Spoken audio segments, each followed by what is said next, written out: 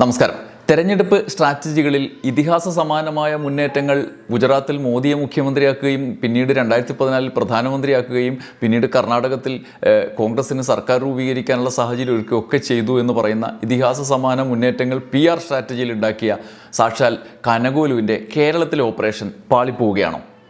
അങ്ങനെ ചിന്തിക്കാനുള്ള വകുപ്പാണ് ഇപ്പോൾ ഉണ്ടാവുന്നത്. കേവലം ഈ 50 കോടിയുടെ കനകോലു കേവലം നികേഷ് കുമാറിനോടും CPM-നോടും മുട്ടിയിട്ട് വല്ലാത്തൊരു പ്രതിസന്ധി ഘട്ടത്തിൽ നിൽക്കുകയാണ് എന്നാണ് കഥകളിൽ നിന്ന് നമുക്ക് മനസ്സിലാവുന്നത്. അതിലേക്കാണ് ഈ വീഡിയോ കടന്നു ചെല്ലുന്നത്.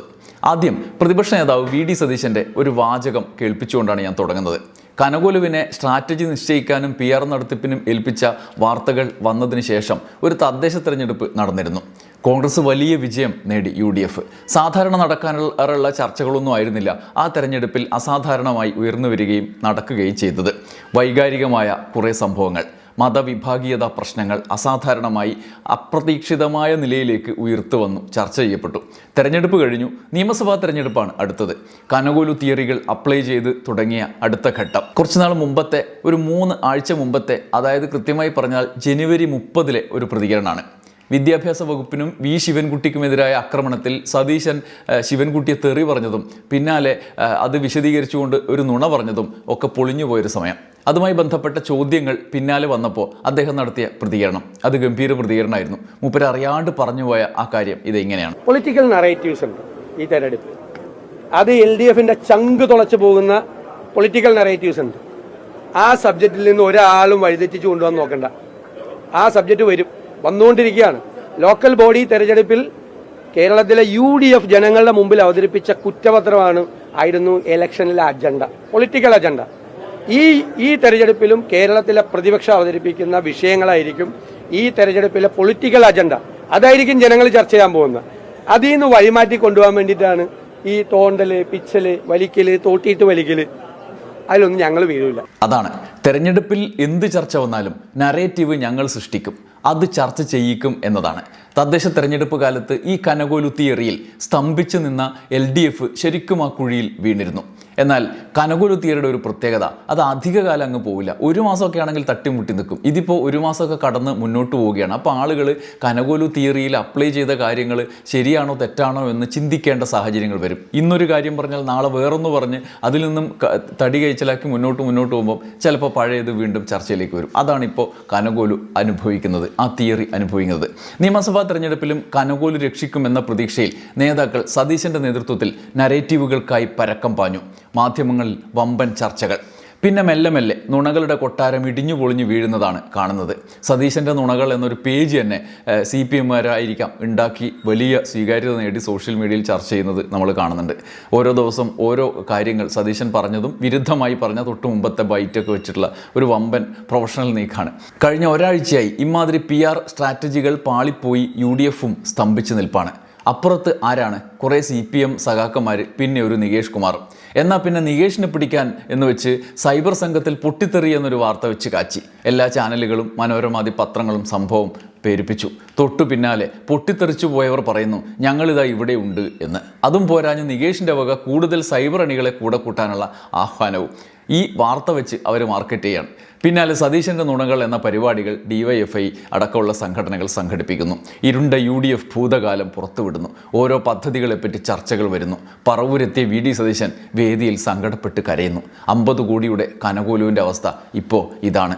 ഈ നികേഷിനോടും CPM-നോടും മുട്ടിയതിന് ശേഷമുള്ള സ്ഥിതി. എന്നാൽ കനകോലു ഒറ്റക്കല്ല, ഒപ്പം വമ്പൻ മാധ്യമ ശൃംഖല തന്നെ ഉണ്ടത്രേ. വീണ് കിടക്കുന്ന കനകോലുവിനെ ഉയർത്താനും വ്യാജ നറേറ്റീവുകളുടെ കടലുണ്ടാക്കാനും പ്രതിപക്ഷ നേതാവ് പറഞ്ഞതുപോലെ യഥാർത്ഥത്തിനും അപ്പുറത്ത് ഞങ്ങളുടെ നറേറ്റീവാണ് ചർച്ച ചെയ്യുക എന്ന പ്രഖ്യാപനം നടപ്പിലാക്കിയെടുക്കാനും ഇപ്പോൾ മനോരമ റെഡിയാണ്. വയനാട് നടന്ന വീടുകളുടെ നറുക്കെടുപ്പ് വാർത്ത തമസ്കരിച്ചത് മാത്രമല്ല, പുതിയ പലതും പൊക്കിയെടുത്തും നറേറ്റീവുകൾ ഉണ്ടാക്കപ്പെടും. അതിൻ്റെ ക്ലൈമാക്സിൽ രണ്ടും കൽപ്പിച്ചിറങ്ങിയ മനോരമയുടെ 2 വാർത്തകളാണ് ഇന്ന് എടുക്കുന്നത്. ഒന്നാമത്തേത് മുഖ്യമന്ത്രി സർക്കാർ ജീവനക്കാർക്ക് അയച്ച സന്ദേശമാണ്. അതിൻ്റെ പേരിൽ ഇന്നത്തെ ലീഡ് വാർത്ത. വഴിവിട്ടെടുത്തു 77 ലക്ഷം ഡാറ്റ, മുഖ്യമന്ത്രിയുടെ സന്ദേശം വ്യക്തി വിവര സുരക്ഷാ നിയമത്തിൻ്റെ ലംഘനം എന്നാണ് ലീഡ്. ചെറിയൊരു ഫ്ലാഷ് ബാക്കിലേക്ക് നമുക്ക് പോകാം. 2020 ഏപ്രിൽ 13 തെരഞ്ഞെടുപ്പിനോട്, അന്നത്തെ നിയമസഭാ തെരഞ്ഞെടുപ്പിന് തൊട്ട് മുമ്പ് ഒരു വമ്പൻ ആരോപണം ഉയർത്തപ്പെട്ടു. മനോരമയുടെ അന്നത്തെയും ലീഡ് വാർത്തയായിരുന്നു. അന്നത്തെ പ്രതിപക്ഷ നേതാവ് പക്ഷേ രമേശ് ചെന്നിത്തലയാണ്. ചെന്നിത്തല വാർത്താ സമ്മേളനമായും മനോരമ ലീഡ് വാർത്തയായും ഒക്കെ വമ്പൻ പൊട്ടിത്തെറിയുണ്ടായി. കോവിഡ് കാലത്ത് ചികിത്സയ്ക്കും ജനങ്ങൾക്കുള്ള ആരോഗ്യ ബോധവൽക്കരണത്തിനുമായി നടത്തിയ നടപടികളുടെ ഭാഗമായി സ്പ്രിംഗ്ലർ എന്ന കമ്പനിയെ പ്രവർത്തന ചുമതല ഏൽപ്പിച്ചിരുന്നു. സ്പ്രിംഗ്ലർ വഴി സർക്കാർ കേരളീയരുടെ ഡാറ്റ ചോർത്തി റേഷൻ കാർഡ് 70 ലക്ഷം റേഷൻ കാർഡ് വിവരങ്ങൾ ചോർത്തി കോടികൾ കട്ടെടുക്കാനുള്ള നീക്കം എന്ന കോടികളുടെ കൊള്ള എന്നതായിരുന്നു ആരോപണം. അത് കേസായി വഴക്കായി അങ്ങനെ വർഷങ്ങൾക്ക് ശേഷം അടുത്ത കാലത്ത് ഹൈക്കോടതി കൂടും കുടുക്കയുമായി സ്ഥലം വിട്ടോളാൻ പരാതിക്കാരോട് പറഞ്ഞു. അന്നത്തെ പ്രതിപക്ഷ നേതാവിനെ മുഖ്യമന്ത്രിയാക്കാൻ നൽകിയ അല്ലെങ്കിൽ ഉയർത്തപ്പെട്ട ഏറ്റവും പ്രധാനപ്പെട്ട വമ്പൻ വാർത്ത, അതിൻ്റെ ഗതി അതായിരുന്നു. ഇനി ഇന്നത്തെ പ്രതിപക്ഷ നേതാവിന് വേണ്ടി സമാനമായ മറ്റൊരു സംഗതിയാണ് ഇപ്പോൾ പുറത്തു വന്നിരുന്നത്. സംസ്ഥാനത്തിൻ്റെ ഭരണത്തലവൻ അദ്ദേഹത്തിൻ്റെ ജീവനക്കാർക്ക് അയച്ച സന്ദേശം ഡാറ്റ മോഷണമാണ് എന്ന കണ്ടെത്തൽ. ലീഡ് പടച്ചു. ഇനി അടുത്ത മുഖ്യമന്ത്രി വി ഡി സതീശൻ കൂടി അത് ഏറ്റെടുത്താൽ ചരിത്രം ആവർത്തിക്കും. ചരിത്രം ആദ്യം എന്തോ ഗൗരവത്തിലും പിന്നെ എന്തോ കോമഡിയായും ആവർത്തിക്കുമെന്നൊക്കെ മറ്റാരോ പറഞ്ഞു കേട്ടിട്ടുണ്ട്. അത് പോട്ടെ. എന്തായാലും മനോരമ ഗംഭീരമായി സംഗതി ചെയ്തിട്ടുണ്ട്. കനകോലുവിന് പാളിയാലും നമ്മളൊപ്പമുണ്ട് എന്ന പ്രഖ്യാപനം ഇന്നത്തെ ഒരൊറ്റ ഐറ്റം വെച്ചാൽ മതി. ഇനിയിപ്പോൾ ഇതും അത്രയും കാലം വിചാരണയും മറ്റൊക്കെ ആയിട്ട് പോവായിരിക്കും. അതിനിടയിൽ സതീശന് മുഖ്യമന്ത്രിയാകാൻ കഴിയുമോ എന്നത് മാത്രം നമുക്കറിഞ്ഞാൽ മതി.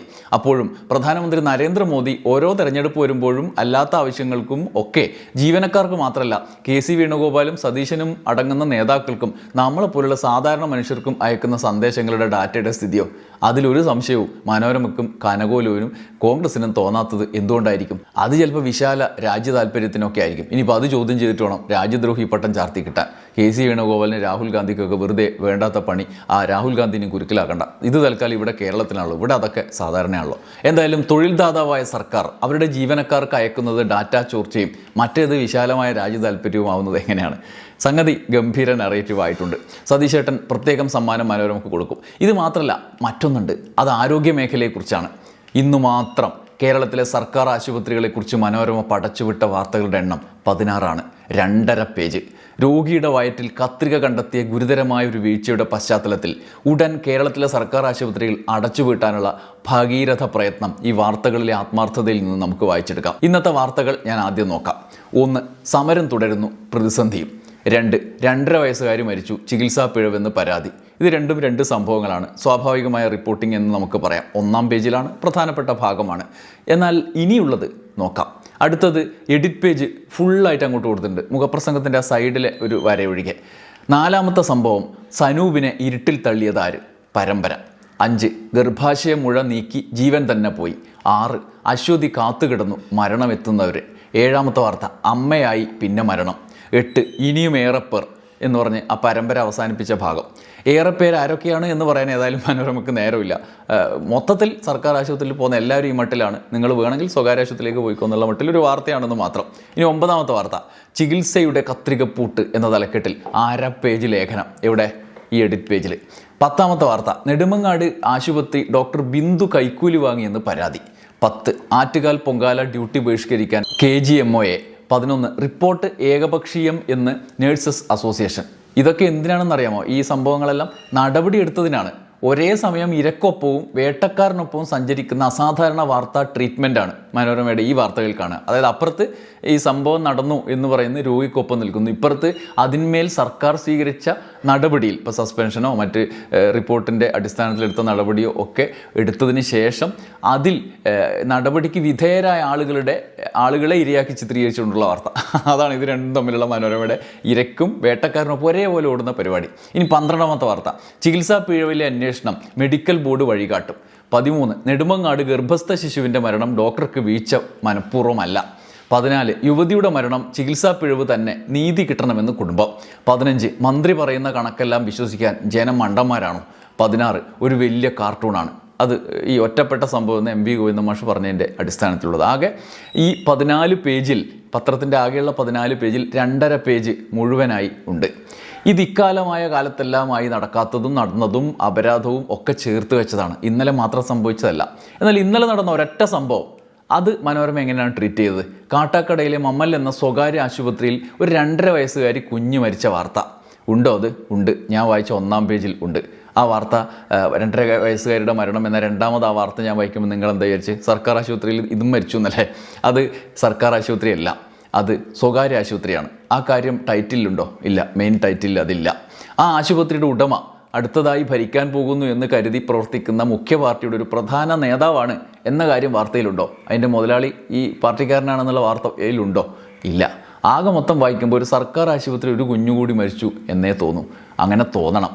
അതാണ് ഈ വീഡിയോയുടെ തുടക്കത്തിൽ പ്രതിപക്ഷ നേതാവ് പറഞ്ഞ നറേറ്റീവ്, കനകോലുവിൻ്റെ നറേറ്റീവ്.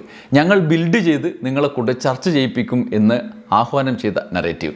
ഇതുപോലെ ഓരോ ദിവസവും ചെറുതും വലിയതുമായ കോർപ്പറേറ്റ് ആശുപത്രികളിലടക്കം സ്വകാര്യ ആശുപത്രികളിൽ നടക്കുന്ന എത്ര സംഭവങ്ങൾ വല്ലതും വാർത്തയാകാറുണ്ടോ? ഒരു പരാതി റിപ്പോർട്ടറോട്, ഏതെങ്കിലും ചാനലിൻ്റെയോ പത്രത്തിൻ്റെയോ റിപ്പോർട്ടറോട് പറയാൻ പോയാൽ എന്തായിരിക്കും നിങ്ങളുടെ സ്ഥിതി? റിപ്പോർട്ട് ചെയ്യോ? ഇല്ല. അവർ നമുക്ക് പരസ്യം തരാണ്ടിരിക്കൂലേ എന്നുള്ള ആശങ്കയായിരിക്കും. അതുകൊണ്ട് ആ വാർത്ത കൊടുക്കുകയില്ല. ഇതാണ് മനോരമയടക്കമുള്ള മുൻനിര മാധ്യമങ്ങളുടെ സ്ഥിതി. ഇനി അഥവാ കൊടുക്കേണ്ടി വന്നാൽ ഒരു സ്വകാര്യ ആശുപത്രി എന്ന് കൊടുക്കും, പേര് കൊടുക്കില്ല. 16 വാർത്ത കൊടുത്തു കഴിഞ്ഞ് എല്ലാവരും സ്വകാര്യ ആശുപത്രിയിലേക്ക് പോകുന്നു എന്നൊരു കുറിപ്പും വെച്ച് അങ്ങോട്ടേക്ക് ആളെ കൂട്ടുന്ന പ്രത്യേക മാധ്യമപ്രവർത്തന പരസ്യ പരിപാടിയാണ് ഇപ്പോൾ നടന്നുകൊണ്ടിരിക്കുന്നത് കേരളത്തിൽ. സർക്കാർ ആശുപത്രികളിൽ പ്രശ്നം സംഭവിക്കുന്നുണ്ട്, അതിൽ നടപടികൾ ഉണ്ടാകണം, വീഴ്ചകൾ ഉണ്ടാകുന്നുണ്ട്. അത് കേരളത്തിലെ ഭൂരിപക്ഷം മനുഷ്യരെയും ആശ്രയിക്കുന്ന ഒരു മേഖലയെ ആകെ നശീകരണാത്മകമായി വാർത്താ ബോംബെറിഞ്ഞ് തകർത്തുകൊണ്ടാകരുത് ആ നടപടികൾ, ആ റിപ്പോർട്ടിംഗ് എന്നതാണ് പ്രശ്നം. നടപടികൾ ഉണ്ടാകണം. സർക്കാരിൻ്റെ ജാഗ്രത കുറവുകൾ ചോദ്യം ചെയ്യുക തന്നെ വേണം. അതിനൊപ്പം മനുഷ്യർ നിൽക്കും. പക്ഷേ ഇതങ്ങനെയുള്ള ഉദ്ദേശശുദ്ധിയോടെയുള്ള പരിപാടിയല്ല എന്ന് നേരത്തെ ഞാൻ പറഞ്ഞ ഒരൊറ്റ വാർത്തയിൽ നിന്ന് മനസ്സിലാവും. സ്വകാര്യ ആശുപത്രി, ആ വലിയ നേതാവിൻ്റെ ഉടമസ്ഥതയിലുള്ള സ്വകാര്യ ആശുപത്രിയിൽ നടക്കുന്ന പരിപാടി റിപ്പോർട്ട് ചെയ്ത് എങ്ങനെയെന്ന് നോക്കുമ്പോൾ ഇങ്ങനെയാണ് സംഭവിച്ചുകൊണ്ടിരിക്കുന്നത്. പക്ഷേ മനുഷ്യർക്കിത് നേരെ അനുഭവത്തിൽ നിന്ന് മനസ്സിലാകുന്നു എന്നിടത്താണ് കനകോലു തിയറികൾ പാളിപ്പോകുന്നതും മനോരമയിൽ ഇത്രയധികം പേജുകളിൽ അപരാധ കഥകളുടെ തുടർച്ചയായി അവർ ആ നറേറ്റീവ് ഏറ്റുപിടിച്ച് മുന്നോട്ട് പോകുന്നതും. ഇനി മൂന്നാമത്തെ നറേറ്റീവ് ഉണ്ട്. അത് തന്ത്രിയുടെ കഥയാണ്. ഇന്ന് റിപ്പോർട്ട് ചെയ്യപ്പെടാത്തൊരു വാർത്തയാണ് മനോരമയിൽ. പോറ്റിയുടെ കഥ പറഞ്ഞ് എല്ലാവരും കൂടി എവിടെയോ ഇരിക്കുന്ന സോണിയാഗാന്ധിയെ പോലും കുഴപ്പത്തിലാക്കിയായിരുന്നു നിങ്ങൾക്കറിയാം. അടൂർ പ്രകാശും ആൻ്റണിയും പ്രതിക്കൂട്ടിലാക്കുന്ന സ്ഥിതിയുമായി. ഒടുവിൽ പല പ്രതികളെയും ജാമ്യത്തിൽ വിട്ടു.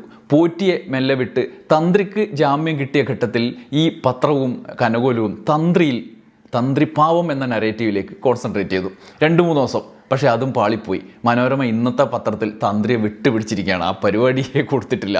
തന്ത്രിയെ തൊട്ടിട്ട് അടുത്ത പൊള്ളലേൽക്കണ്ടെന്ന് വെച്ചിട്ടാണോ എന്തോ. എന്തായാലും കനകോലുവിൻ്റെ സിദ്ധാന്തപ്രകാരം ഭരണം പിടിക്കാൻ വേണ്ടുന്ന മധ്യ കേരള, തിരുവിതാംകൂർ ഹൈന്ദവ ക്രിസ്ത്യൻ വോട്ട് എങ്ങനെ സംഘടിപ്പിക്കുമെന്നതാണ് ഈ നറേറ്റീവുകളുടെ, ഈ സമീപ ദിവസങ്ങളിലെ നറേറ്റീവുകളുടെ അടിസ്ഥാനം. അടുത്ത നറേറ്റീവ് എപ്പോൾ ബിൽഡ് ചെയ്ത് കിട്ടുമോ എന്തോ, കാത്തിരുന്ന് കാണാം. മിനിമം നാളത്തെ മനോരമ വരും വരെയെങ്കിലും കാത്തിരിക്കണം. നന്ദി, നമസ്കാരം.